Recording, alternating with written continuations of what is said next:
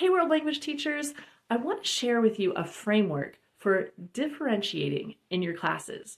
A lot of times when we think about differentiation, we're worried about what we should actually do and having it not take up a lot of extra time for us.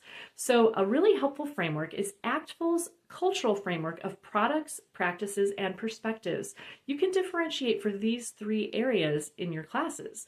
Differentiating for product means the kids are learning the same content, but they're going to show it in different ways. So for example, maybe they could choose between writing a blog post or writing an advertisement with full sentence explanation. That would be an example of a differentiated product. So the kids are learning the same thing.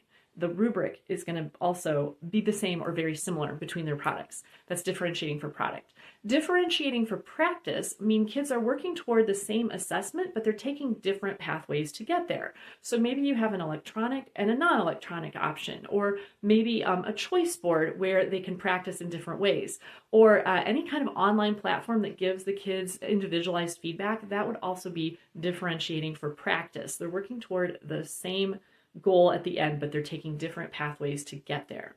The third way to differentiate is the most challenging, and that is differentiating for perspective. In this, students are working with a similar process, but they're learning different content. This would be something like a passion project or a research project, or maybe having one student research an individual topic while the rest of the class is doing something else. That's differentiating for perspective. So when I want to differentiate, just thinking about my assignment, would it make sense here to differentiate for product, for practice, or perspective? It can kind of give me a framework to help my thinking as I plan out my lessons. I have a lot more about this topic on my blog, and I'll have more videos coming up, so subscribe to my channel.